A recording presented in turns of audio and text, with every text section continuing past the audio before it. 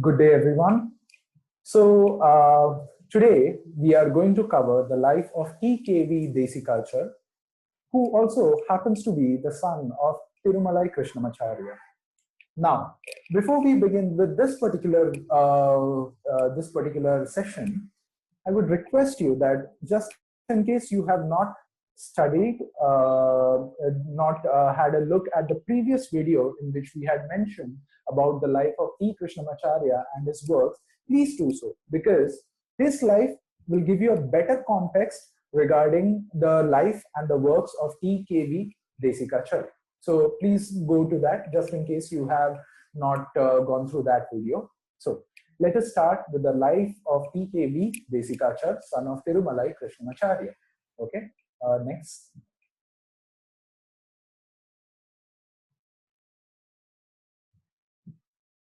Okay, like I mentioned, Desikachar ji was born to T. Krishnamacharya in the year 1938. I think he was one of the 7 children, if my memory serves me correctly. Okay, he was focused on the development and application of the Vinyoga style of yoga. Okay, Vinyoga style of yoga. Why do I say Vinyoga style of yoga? You see, actually, Krishnamacharya had many disciples, the prominent ones amongst them being D.K.S. Iyengar, Patabi Joyce, Indira Devi, and T K V Desikachar. And these were the 4 prominent disciples of his. So you will find that although all these streams come from the same source, T. Krishnamacharya, you see quite a lot of differences as well as similarities in their style. Okay, so when we speak of T K V Desikachar, what should click in your mind is Vinyoga. Okay, in the year 1976, T K V Desikachar and A.G. Mohan, who was actually a fellow yogi, together founded the Krishnamacharya Yoga Mandiram, KYM. So Krishnamacharya Yoga Mandiram today is actually dedicated to the teaching, to propagating the teachings of Mini Yoga mainly. What it is will come to other aspects of Mini Yoga in the later part of the slides. Okay. Now this is a quote by T K V Desikachar, which shows us the heart of Mini Yoga as he understands it. It is not that the person needs to accommodate himself or herself to yoga, but rather the yoga practice must be tailored to fit each person. Now, this is quite an important point. Why? Well, you see, if you look at a regular yoga class, you see, many of the yoga institutions have their own tailored module, which they apply for everybody, irrespective of the age, the background, the gender, and other such factors. No matter who you are, where you are from, what your life experiences are, you come to a class, you follow only that tailored module. Now, what happens is, many a times, more than beneficial, that this might prove detrimental for the person. Well, one, it might put you off the subject of yoga, or it might not be conducive for your physical and mental conditioning. Okay, but T K V Desikachar says, no, the person is actually more important than the process. So whenever you are dealing with a person, deal with him on a one-on-one basis. Now, I assume that most of you over here who are listening to this lecture, most of you are yoga therapists. Yoga therapist means that you won't be dealing with masses. Of course, you might be, but for the major part of your practice, you will be dealing with individuals on a one-on-one basis. So when you deal with individuals on a one-on-one basis, essentially what you must do is you must look at the person and then the process should come depending on the person. Okay, your process should be clay-like, always ready to mold and adapt itself to the requirements of the person. When I say requirements, I'm not saying pander to the person. He does not mean pander to the individual. What he essentially means is pander to his spiritual sadhana, or see to it that the practice that you are giving him is tailor-made for his own spiritual sadhana. Okay, in the year 1995, he published the book Heart of Yoga. Okay, of course, he published many other books. Okay, Heart of Yoga really brings out the soul and the essence of the teachings of Desikachar ji. Okay, next. Now, T K V Desikachar ji was actually an engineer by by education. You see, when he was young, his father, T Krishnamacharya, did try to inculcate him into the field of yoga and try to teach him Hatha Yoga, but he found it very boring and eventually went to study engineering.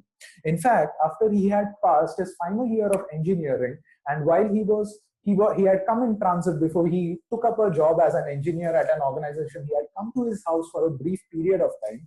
There, he saw that a person whom Krishnamacharya had just healed come and fall on his feet and hug him, and tears of appreciation flow from this person's eyes.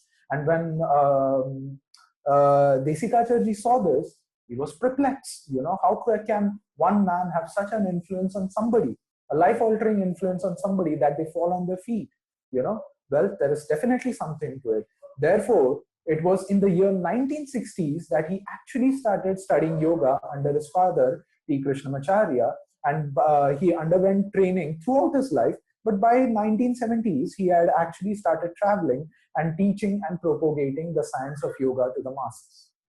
He was specifically trained. Now, Krishnamacharya had been in this field for a long period of time. Okay. Now, he could foresee that the world is going to require a lot of yoga therapists or yoga as a therapy in the future. Therefore, he specifically trained his son in the aspects of yoga therapy, that is treating sick people, yoga for the youth, because the foundations you lay in the youth will determine their health in the future, you know, and pre and postnatal yoga, that is, we also call it Garbha Sanskar or pregnancy yoga, okay? So pregnancy yoga right now has become more popular, but it was actually given a lot of importance by Krishnamacharya way before it became popular, okay? Now, Desikachar ji compartmentalized the sadhana into 3 categories. Okay. Now, when I say compartmentalized, these are not watertight compartments. Okay. But he said that if a young sadhak comes to you, focus more on development of flexibility and development of power. Okay.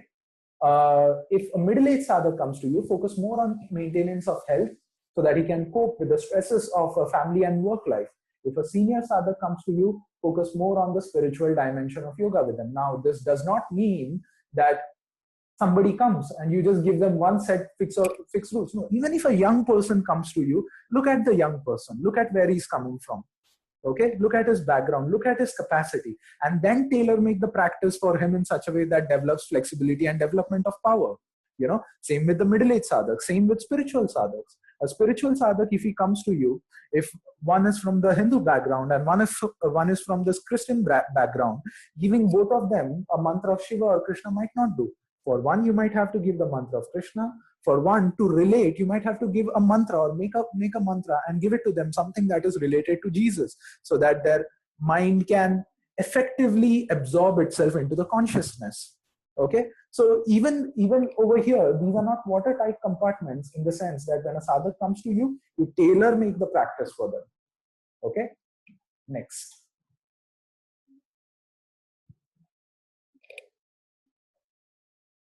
Yeah.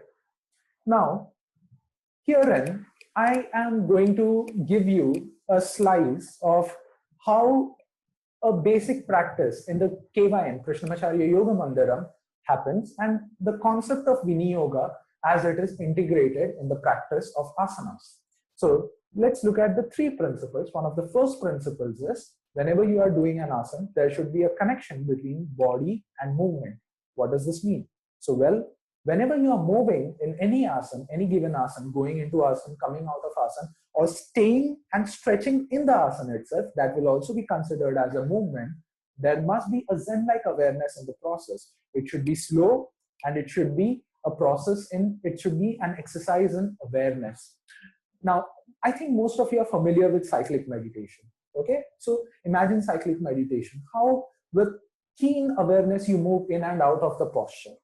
And whenever you are practicing the posture, when you get into the posture, when you are coming out of the posture, when you are staying in the posture, all these 3 aspects of your posture should be coordinated by the breath.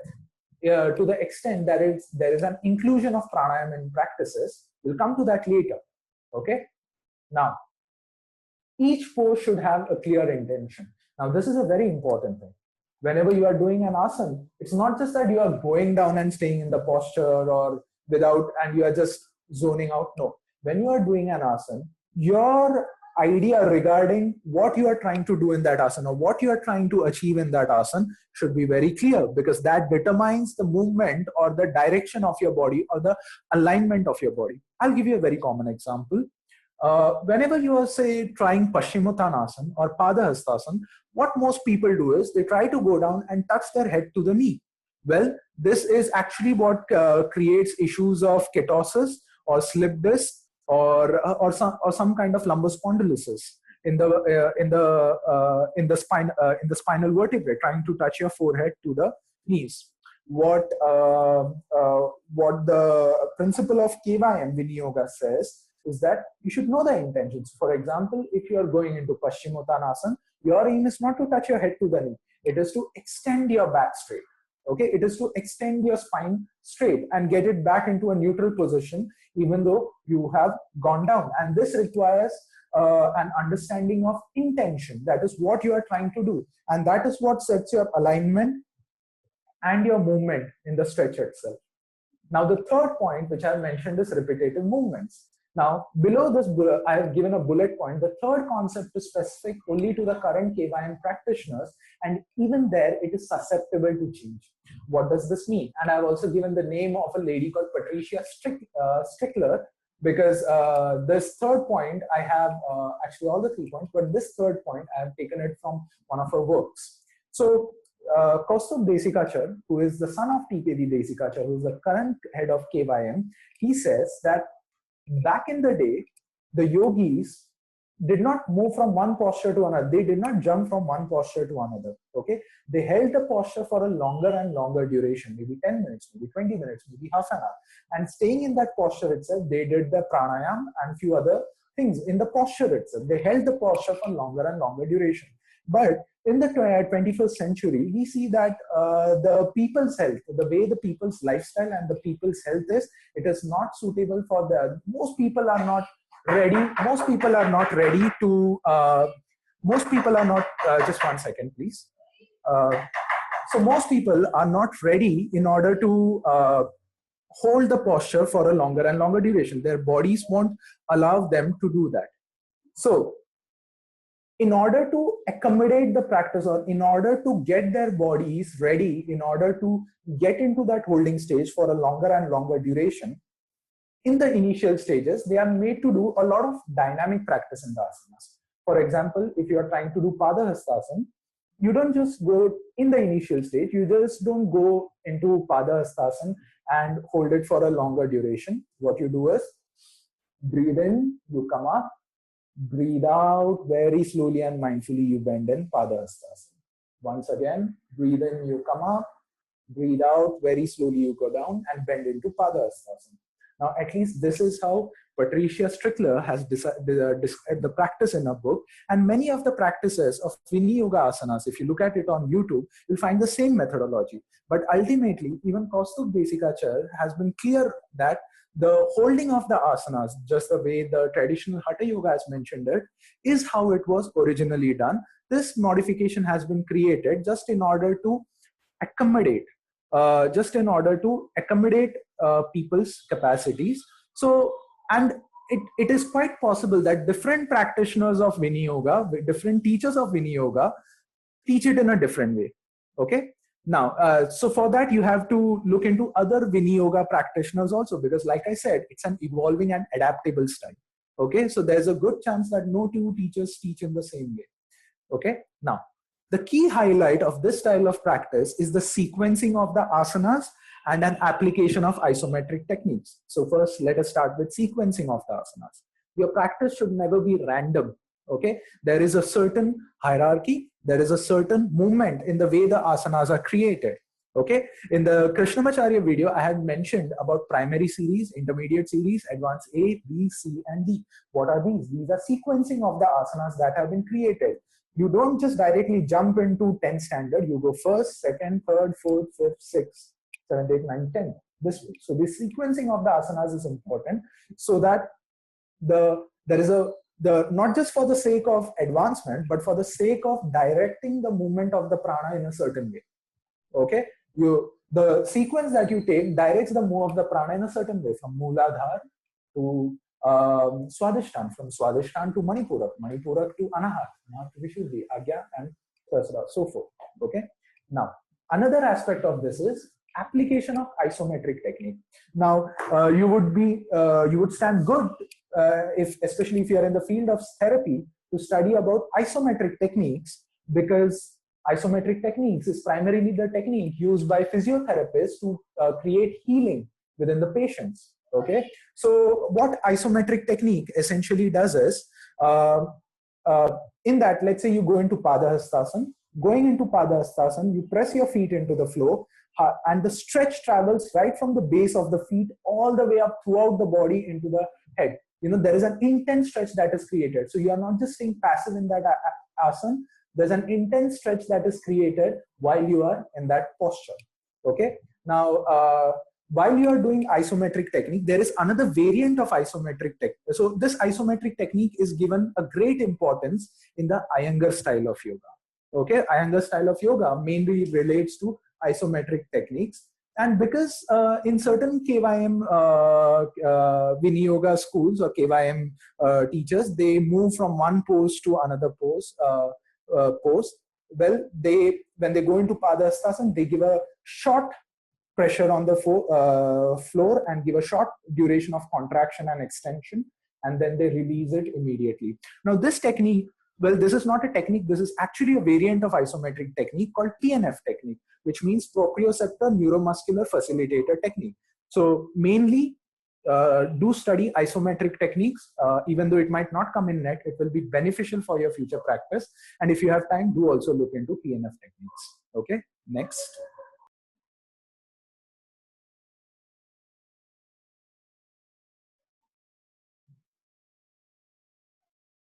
Okay, now let us come to the next part of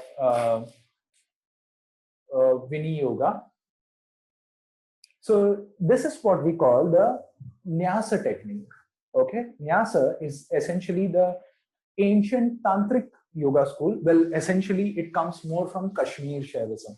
Okay, so many schools do practice the Nyasa technique, wherein they practice mantra sadhana to enter the deeper states of consciousness known as Tandra, and explore the Swapnavastha, Turyavastha, etc. But Krishnamacharya KYM, what KYM essentially does is, it not just simply practices Nyasa.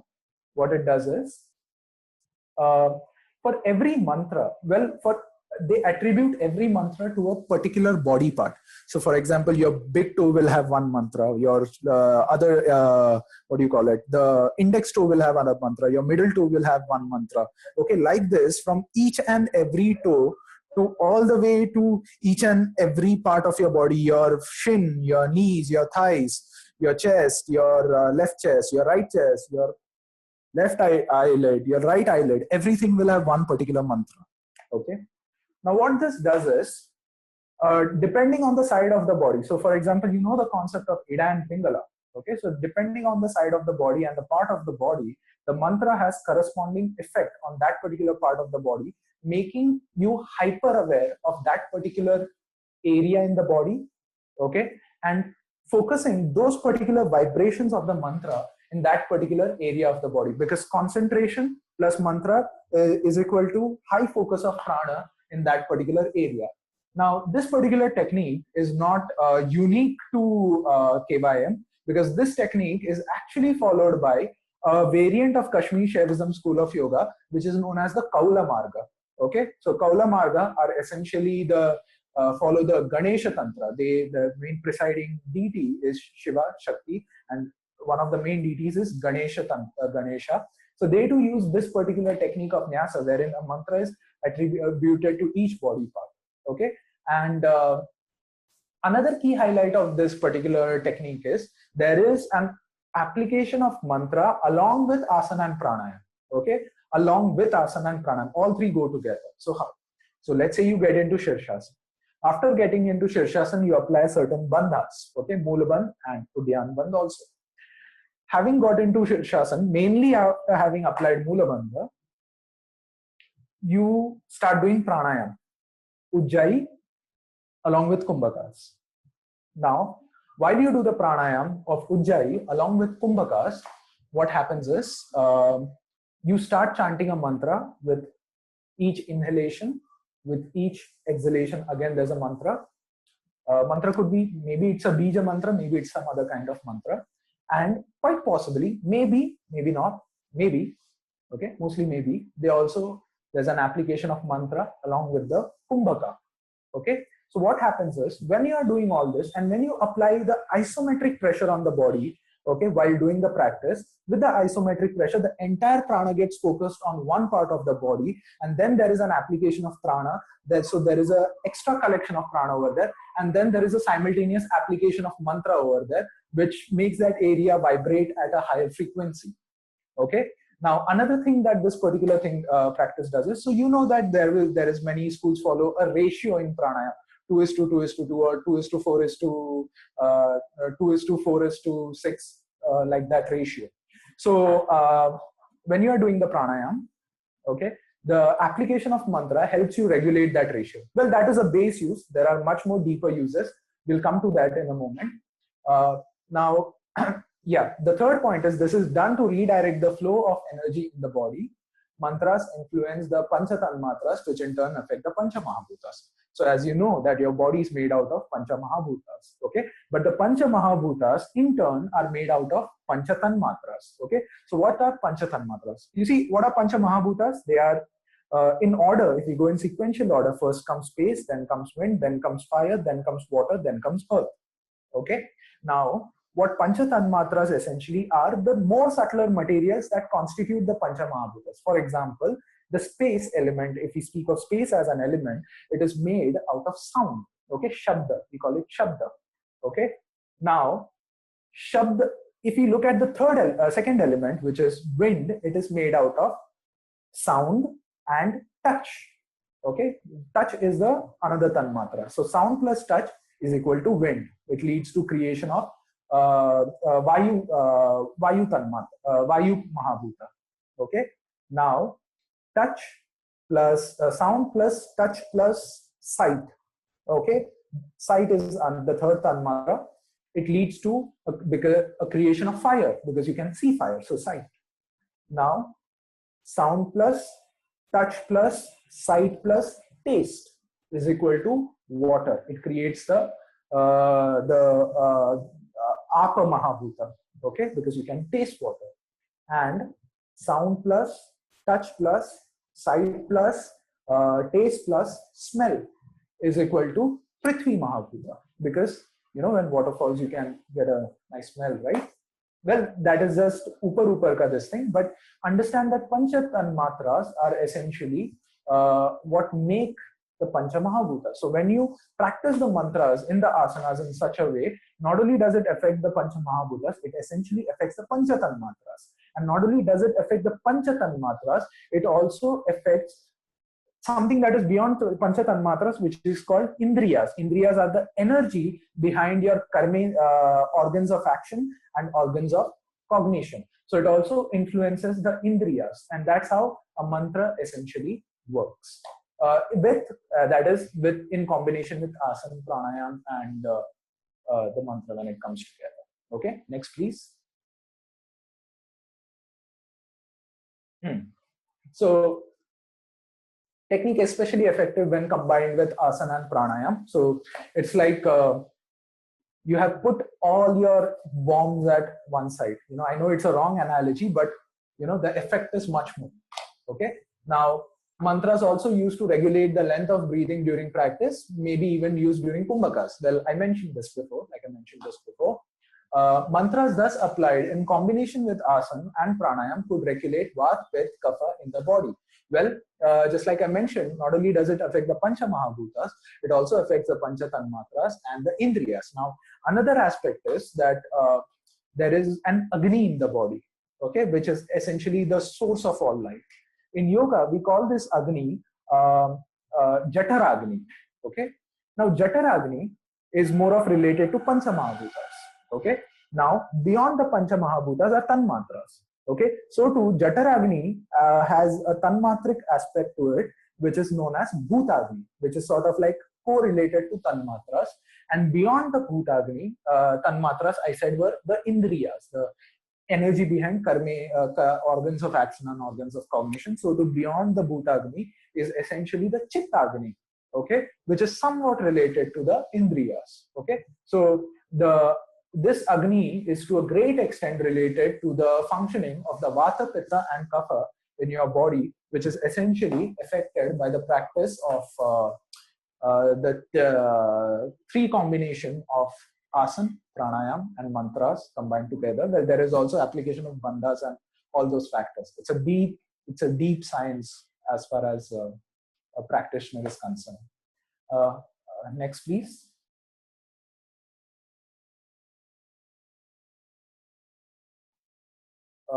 Okay, next, was this it? Okay, so I think this was it. So before we wind up, I would like to explain. Can you go back to the previous slide, please? Thank you. Yes. Before we wind up, I would like to tell you that whatever Vini Yoga, like I said, jo bhi bataya hai, whatever I have said, it's like from above. The essence of Vini Yoga is that you become a master of Sanyama and you become a Siddha yourself. Because if you know this, back in the day, at least in South India, the Siddhas took up this profession called Siddha Vaidya. They were the doctors of Siddha. Okay, only one who has become a Siddha can become a Siddha Vaidya. Today, we don't use the term Siddha Vaidya, but we have yoga therapists who are essentially nothing but Siddha Vaidyas. Okay, because one who is a Siddha Vaidya essentially. So the entire Vini Yoga relies on you entering the state of Sanyama through intense sadhana, okay, and becoming a Siddha. Now, after you become a Siddha, okay, how you tailor your own practices depending on what comes from you, comes from your sadhana, okay.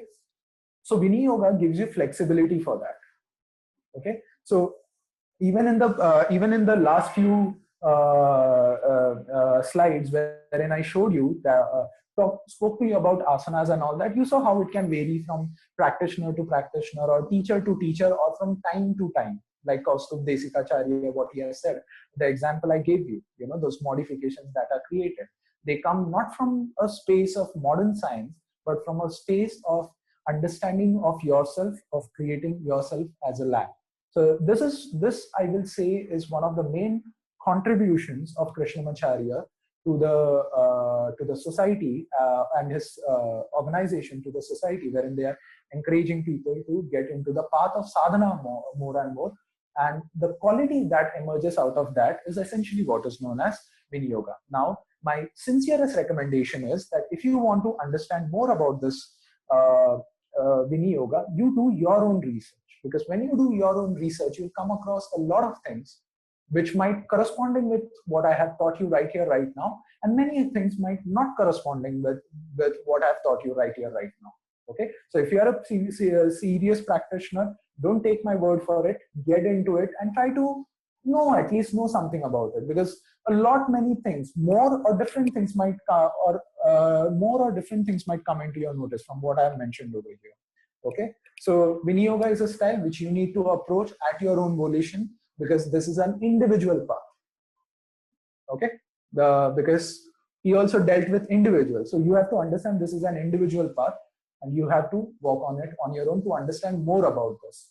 Okay. So with that, I hope you found this particular series lecture helpful. And I thank Krupa for giving me this opportunity. Thank you.